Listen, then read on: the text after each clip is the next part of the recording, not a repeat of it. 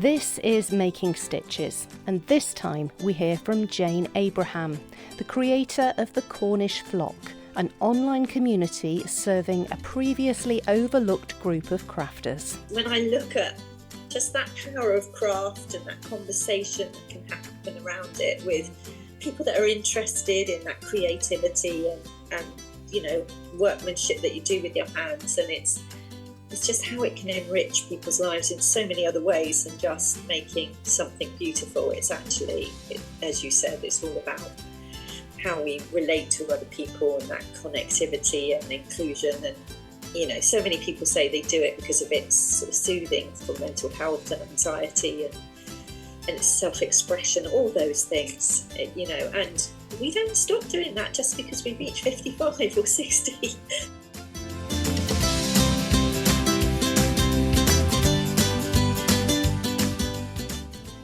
Hello and welcome to Making Stitches. Thanks so much for joining me today. I'm Lindsay. I'm a lifelong crafter and a former broadcast journalist. I love hearing people's stories, and stories of creativity are among the best. Making Stitches podcast was created to share stories highlighting creative people and their crafts. This time I'm sharing a chat I had with Jane Abraham. You may have come across Jane on YouTube as the Cornish Knitter. She runs Stitches and Cream, a yarn shop in Falmouth specialising in natural fibres and British yarns. She's also begun a very special online community called the Cornish Flock, which focuses on knitting and crocheting, mental health and well-being of, as Jane says, mature women. Jane says many women of a certain age feel isolated, undervalued and overlooked.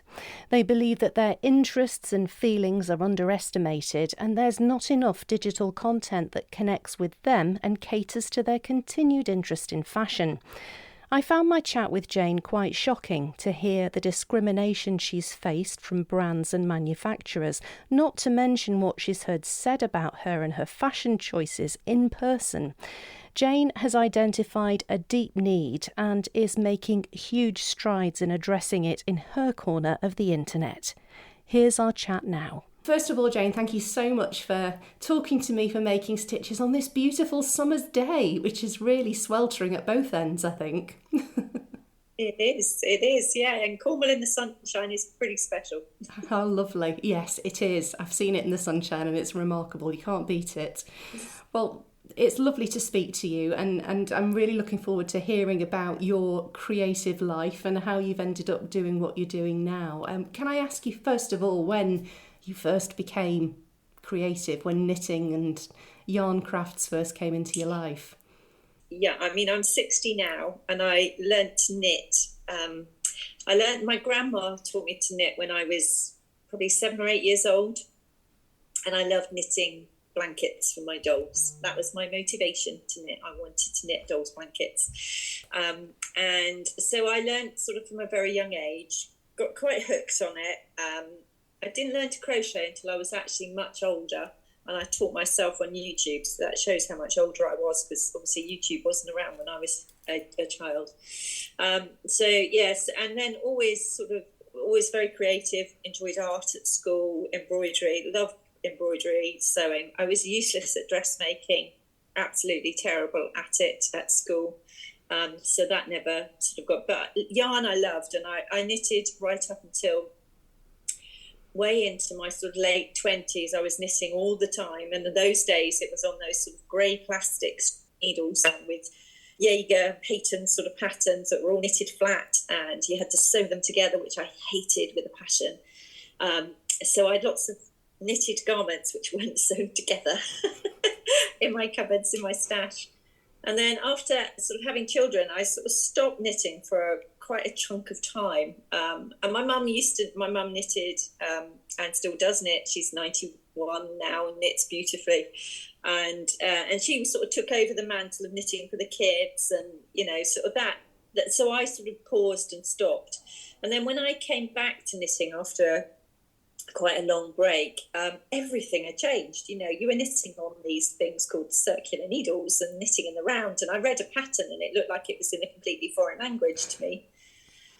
So I had to relearn a I knew the basics of knitting. I knew how to do a knit stitch and a purl stitch and decrease, and I thought I knew how to cast on until I came back to knitting. And now there's like, goodness me, I think there's about 40 different ways you can cast on a garment. Who knew back then?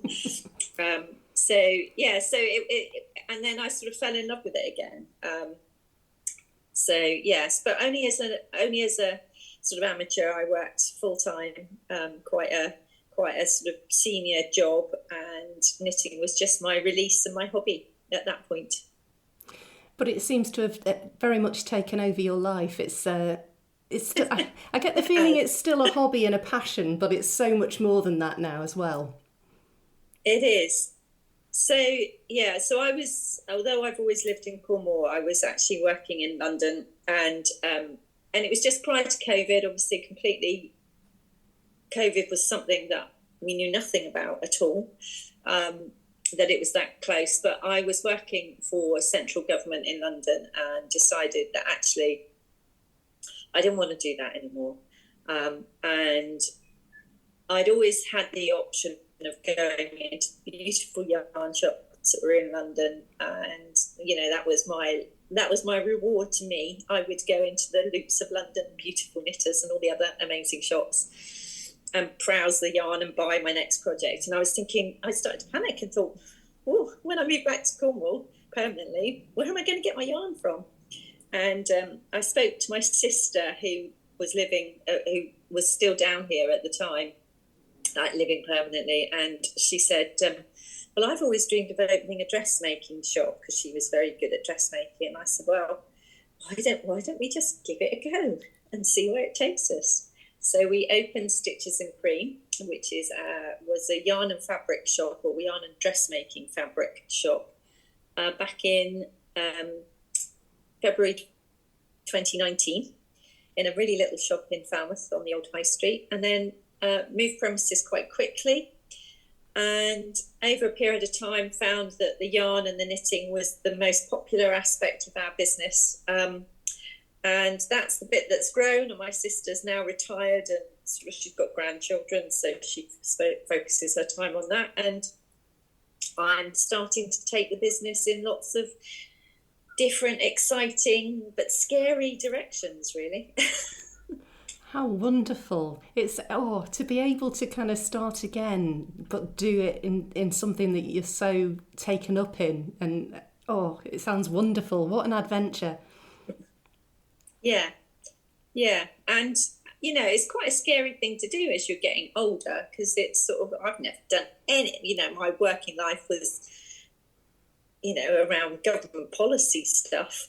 So nothing to do with retail, nothing to do with marketing, nothing to do with sales, and all of that sort of stuff. So it's been a very steep learning curve for me.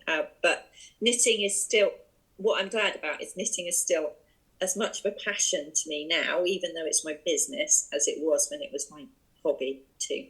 Well, that's good to hear. It's not put you off at all then. Well, certainly by watching your YouTube videos, it's clear that it hasn't put you off, because you are so enthusiastic about what you're working on and everything. So that is clear. But so you've got the shop now, but it's so much more than that, because a mutual friend of ours has been on a retreat with you, and you've got your YouTube channel and so much more going on as well. Can you tell me a bit more about how the business has grown since you started it? Yeah, so obviously a year after sort of opening, and when I was leaving sort of London permanently, COVID struck. And it affected people's relationship with craft. I think people really did they had a lot of spare time on their hands. They revisited it. They found that actually it can help soothe anxiety and mental health, and keep people connected through a digital sort of platform as well. And we were fortunate enough to have an online shop at that time, which helped us survive as a business through that period of time.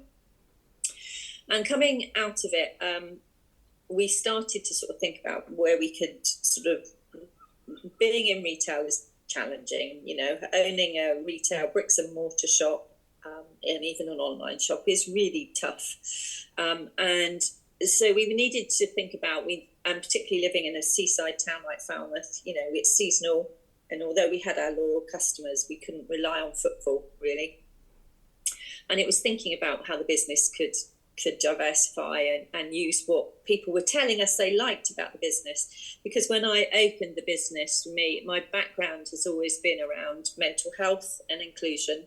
That's my professional life. And I very much wanted to create a space where people just felt that they could come and drop in, bring their projects, and it was a really safe space where they could just chat and, you know, and just feel comfortable doing that and asking any questions that they had. And out of that sort of came this sort of, actually, could we do something? We have a regular Stitchers meetup, which happens every week. We get up to 30. We can't cope with any more, to be perfectly honest. So 30 is our maximum. We get up to 30 people come in. They just pay for a coffee or tea. 2 hours every Tuesday morning. It's always packed. It's always noisy. People don't work on projects they have to focus on because they're so busy chatting. They say they have to go home and rip it up. And I started talking to those customers and sort of saying, you know, what is it about what we're doing and what really sort of, what value can we offer? What is it about us that makes you feel comfortable, and what are we doing right and what are we doing wrong? So did quite a bit of market research. And very much that came out of it was that we knit for so many other reasons other than just the process of knitting garments or the end produce. Actually, it's the process, it's the connectivity, it's the actual shared passion, it's the love of creating something for either yourself or somebody you're going to love. And we only sell natural fibre yarns. I probably should say that. We only sell natural fibre, and we predominantly only sell British yarns as well. So we try and be really as sustainable as we can. And so the sorts of things that came out of it, the retreats, we started really small in terms of let's get a few people together, come away for a nice long weekend, we'll look after you and just kick back, relax, leave your tech at home and just bring your knitting and crochet and, you know, we'll look after you and come and visit this beautiful place. And what's happened is those have grown and grown, and people that came on the first one have come back year after year, and we've got to the point now where we've got quite a waiting list for our next ones, and we're expanding what we do with those retreats, making them longer, creating sort of interest ones where we've got a tutor doing some workshops sort of stuff. So those will continue to grow on their own, and I'm confident that people have had a great experience, so that's why they're coming back again and again. And then I'm an avid YouTube watcher, as like a lot of us crafters are. You said you watch YouTube as well. And, you know, would pore over different knitters and put them on in the background whilst I crafted, love listening to them, love watching what they were making, you know, even the minutiae of their lives. So we just really enjoyed it.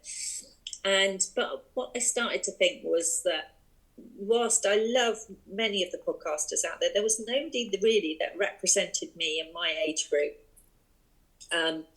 And just several throwaway comments from other people, both on podcasts and also in real life, which was like sort of as if women of my age would be content with, you know, just making charity garments, or, you know, we're not interested in the latest designs. We may not be interested in the latest patterns. Some designers were sort of saying, we don't want our garments photographed on older models because our aesthetic is, you know, we want it to look like this. And actually, older women wouldn't be interested in our designs because they're not aimed at that age group. And it was just like, actually, there's a lot of women, I'm sure, like me, who love knitting, love beautiful fibres, love contemporary patterns, but recognise that maybe our shape has changed as we've gone through menopause and got older, and that we might have to adapt them. But actually, I'm not ready to be knitting Nora in the corner,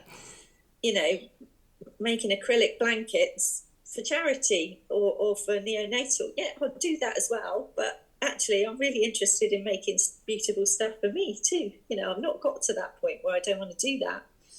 So I thought, well, I was so nervous, and I kept on thinking, shall I have a go at this YouTube thing? Have absolutely no idea how to edit anything.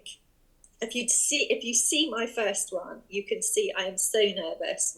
The colour of it is awful. I look grey. I look terrible. The lighting is wrong. Everything's wrong about it. But I just went on and talked about how I felt about knitting. I talked about what I was interested pattern-wise, and sort of explained why I'd gone on. And I thought, half a dozen people listen to me and like it, then that's lovely. I've made sort of 5-6 new virtual friends. And then I woke up the next day and suddenly I had 1,600 subscribers. Wow. I was just like, oh, what happened? What happened there? And not only that, I had loads of messages from women who were sort of saying, I found that so relatable to me. And to cut a long story short, I've continued doing it. I do it, I still struggle with the editing. They're not by any means that a professional sort of super glossy podcast with lots of whizzy images coming in or anything. I just talk about me authentically. And some of the I think the one before last, I talked about I went out and I was wearing something that I'd knitted, which I thought really looked, it was a bright colour. I went on a tube train in London because I was up visiting my son and I felt really good. And then some young people were in a group and they said something about mutton dressed as lamb about me, and it completely took away my confidence. And I just talked about how that felt as a woman. You feel quite invisible when you get older, you feel undervalued and all of these things. And I just talked from the heart about how that made me feel. And again, so many women came back to me and said, I so hear you, because that's how I feel too. Mm. So I sort of felt that I'd struck a chord. Definitely. With women. And it wasn't something I purposely set out to do. It's just me talking about me. And then I started to talk about, what does a knitting community, because so many people were messaging me independently and sort of saying, I'm so glad that I found you. I live on my own, or I'm caring for somebody, or I've got a health condition. They're all in my age group and older. Still really love sort of to knit all these beautiful things, but, just feel that I've got nobody that I can relate to, and thank you, and some really heartfelt stories too. And out of that, I began to think about, actually, could I create something which is like a digital community, which provides education, provides some social content, some lifestyle content, some things about women's health and sort of mental health as we get older, but obviously a lot of knitting content, using knitting and crochet and yarn as a medium really to also get some more social messages out there and connect people. And that's where the idea of the Cornish, I call myself the Cornish Knitter on, it's under Stitches and Cream, but I'm the Cornish Knitter on YouTube. So I called it the Cornish Knitters Flock. And that launched back in May as a sort of almost like a beta testing. And what I want to do is think about, when we think about community, it's not just me creating loads of content, which I think people like. It's actually them telling me what they'd like me to facilitate and create, and then trying to arrange it and create it, really. And so we did a soft launch in May. We are only open the membership for a short period of time because I didn't want to be overwhelmed, because I want to work on it over the next few months to get it to a place where I think, women would find it valuable and as a great resource for them. And then we plan to open properly in October again for new members. How exciting. That's remarkable. You're listening to Making Stitches, a podcast celebrating creative crafts and inspiring makers. This podcast is supported by the Making Stitches shop on Etsy, where you can find Making Stitches podcast tote bags, badges and stitch markers, along with a few of my crochet patterns for sale too. Just search for Making Stitches shop on Etsy. Now back to more creative chat. It just goes to show you, sometimes you feel like you're the only person who's in a particular situation, but when you actually speak about it, you realise you're very much not alone. And the fact that so many people have reached out to you, and literally overnight you had a huge following. It just shows you the need is there. People need community, and we all lead very disparate lives, don't we? And especially for people who've maybe retired, or they're not in a job or in a scenario when they're mixing with people on a regular basis that's kind of enforced on them through work, and you can find yourself so incredibly isolated and lonely. I experienced that as a stay-at-home mum when I had young children. It was, and had to go out and create a group for other mums that were in a similar situation, because I thought, surely I can't be the only person who feels like this. But, at various stages throughout life, it kind of hits you where suddenly it feels like the world recedes and you're just there. But to be able to offer this community digitally to people is utterly remarkable. And hats off to you, Jane. It's amazing. Thank you. I mean, it's slightly altruistic. I'm going to be totally honest with you. I get a huge reward out of doing it. Those messages that people send me, they're talking from the heart, and it does an awful lot for me too, to be able to respond back to them, but also to, that sort of sense of actually is making a difference to people's lives is really important to me, and it's important to me as a business person as well as a person, if you see what I mean. I do really want to provide that sort of social sort of purpose and value piece of it, but that's what I've done all my professional life, so I've sort of extended it into my knitting and crochet community world too. Fantastic. And I mean, we hear so much in this day and age about diversity and the importance of inclusion. And we try to, in so many ways, to include so many people and make sure everybody feels welcome. But I can't help feeling that the older age group is still very much invisible, and it's somehow, as a woman. Yeah, as a woman as well. Yes, it's kind of like, yeah, something needs to change in the mindset of everybody, and these things don't happen overnight, but seeing that you're doing this, and I think it's so important from lived experience when you see there's a gap in the market for something that, sometimes you think, well, if nobody else is going to do it, I'm going to have to do it myself, and that's clearly something that you've done, and it's brilliant. And I find, certainly from my experience, craft is a wonderful medium for opening up conversations with people, because when you're doing something that you're comfortable with and familiar with, sometimes then you can broach conversations and difficult things, and it's a great kind of facilitator, really, isn't it? Yeah, I mean, speaking to the and it's predominantly female. I'm not going to say it's all female, because we've had a couple of guys actually come out to our stitches meet. Oh, in fact, three gentlemen, but two of them in particular are older people that have come through us through social prescribing, which is something that we have here in the UK, which is linked to the doctor's surgery, which looks at other ways, therapies, shall we say, that people can potentially benefit from that are not about medication. They're sort of more activity, community-based stuff. And one gentleman, I won't give his name, but he came to us. He's pretty elderly, and he came and he said, I've been told by the doctors to come here and ask you whether I can come and join your morning group. And he said, I love to embroider.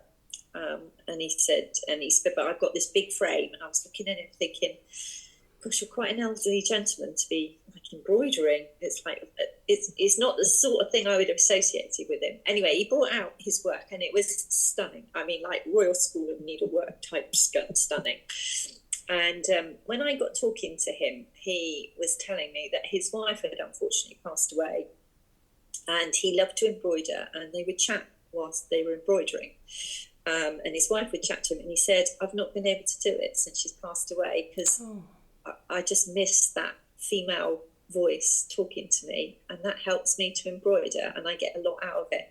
And it sort of tore me apart. I get choked up even talking about it now, but it was just like, because the frame was a bit of an issue, because we were quite packed, and I was thinking, oh God, where am I going to fit him in with that frame? And that was like, I'm going to find space. You are going to come.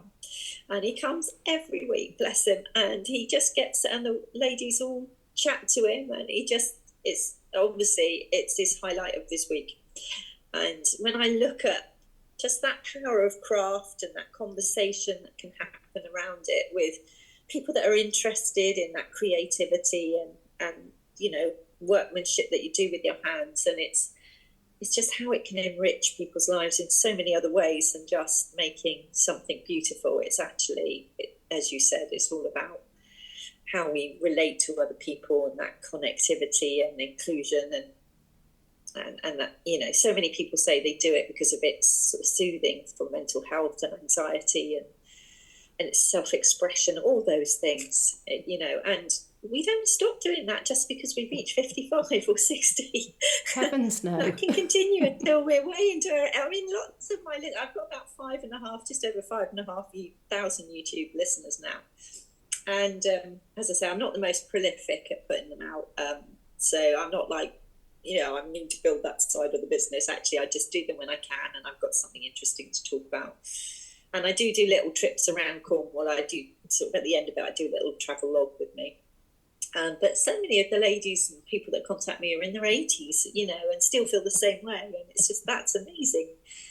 I've got a lady that joins, because I also run a subscription service, which is for Sock. We call it Sock Club. And every 2 months they get a subscription box with a British yarn that they may not have used before from a small independent sort of provider. We design our own in-house patterns. They get a gift from Cornwall, which is always from another Cornish creative. Handmade stitch marker, and then I record loads of tutorial videos, and then we have social elements to it. Every other week we have a knit and natter and talk about the pattern and that sort of thing. And there's a lady on there who's in Arizona in America, and she's in her mid to late 80s, and she joins every single time on the Zooms, and now she's in part of the flock too, and she said I wouldn't miss one. She said I wouldn't, because you can tell that it's so important to her, because she's, you know, she's a elderly lady who loves her knitting but possibly hasn't got that many people to knit for or engage with. So that's lovely. It's so just nice. It's just amazing. Well, it's so powerful, isn't it? That's the thing with creativity and craft. It ticks so many boxes. It's just a wonderful thing, and just the assumption that, you know, when you reach a certain age it's not applicable, that's utter nonsense. Yeah, and the stupid thing is, for these designers and the people that, you know, are trying to sell products off the back of it, is that actually it's probably those people that have got the most disposable income. Yes. And when, you know, in terms of they're probably the ones that are prepared to spend on quality rather than mass production. So they are probably their best customers. When you actually talk to them, they're probably the ones that buy some of the most, you know, the top designers. But I do talk about how I adapt, you know. Crikey, I've got older, I've got bingo wings, my boobs are sort of headed south a bit, and, you know, my waist is spread. So I do talk about, you know, I wouldn't ever wear a cropped top, for example, or I wouldn't wear anything, I don't like wearing sort of sleeveless things. So I talk about how I'd adapt a pattern, you know, but that's not to say I wouldn't look at the pattern and think, oh, how could I make that work for me or my shape? And it's just helping ladies to, you know, think about, actually, I don't have to discount that. I just have to accept my body as it is and think, actually, there are ways that I can still make that look really good on me and my shape and my form. Just because it's on a 20-something with a washboard stomach doesn't mean that I couldn't wear it too, with a few tweaks and a bit more fabric. Absolutely. Well, more fool them, the designers and the manufacturers and the publicists who feel that way, because, I mean, they're missing a trick, aren't they? That's their problem.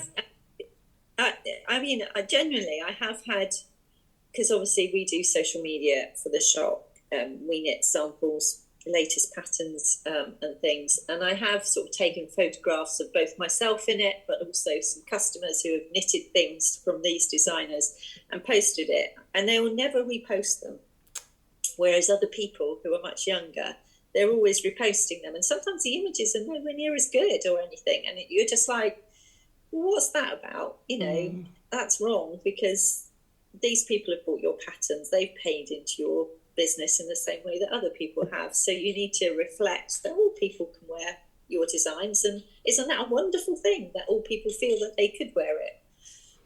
But yeah, I've genuinely sort of seen that they don't use those images of older people wearing their designs. And I think it's the same in the fashion industry.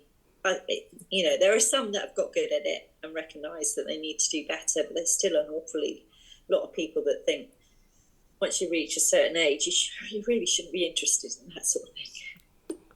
Shocking. It really is. It's discrimination in its purest form, isn't it? It is. Probably unintentional. They probably don't even think that it will have that effect, because it won't. Possibly they don't think it would affect people. But I know from the conversations I have with others that actually, we do feel completely invisible. Well, and why should we? We've got a lot to give.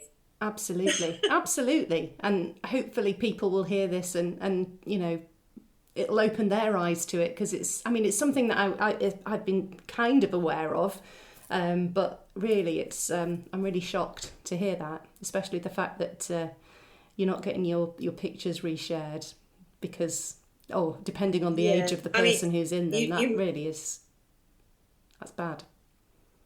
You mentioned the retreats earlier, because again, that tends to be a slightly more mature customer. We tend to have sort of more mature ladies who, can spare the time potentially and afford them, because they're not always, they're quite expensive to run. But when you actually spend that time with, quite often women will contact me beforehand and say, I'm coming along but just to let you know, I've recently lost my partner or my husband, or, I've had a health event, and, this is my way of, and it's so powerful when you see a group of complete strangers who come together with a shared love of a craft. And those, even over the space of 4 nights, those friendships and those conversations that you hear and the stories that you hear, and you just sort of think, how powerful is this as a form of therapy for people? Because, I've heard some heartrending stories at those conversations when you've got the time and the space. Maybe it's because you are with complete strangers that you can open up about some of the things that are going on in your life. But it's just that shared sense of, the craft that brings them together. But when they go home, and I'm members to so many different WhatsApp groups now from each cohort that comes, and it's, generally they continue and they revisit, because they come back again. As my November retreat is full of the same people that came last November, which is lovely, and they were complete strangers before. That is so nice. Really, really lovely. It sounds, what a wonderful thing you're doing. As I said, I get a lot out of it too. So I don't do it to sort of have people say, I suppose I don't do it for that reason. I do it because it's actually, I enjoy it too. Yeah. So there is, but I just recognise that we need to do more for this group of women, and what a wonderful opportunity craft and yarn and knitting and crochet gives us to be able to begin to explore what we can do for this community, which is hence where the flock came from as well. And they're really keen to keep learning. We're putting up educational videos and meet the maker videos and all sorts of different sort of content, and they're really keen to learn about it as well. And our first knit and natter Zoom, we had so many people, I thought I was going to crash Zoom, and I couldn't keep up with all the pages of gallery. I was going backwards and forwards trying to make sure I included as many people as possible in the conversation. But it was just lovely, because there were people from Australia, Canada, Europe, America, and it was just like, wow.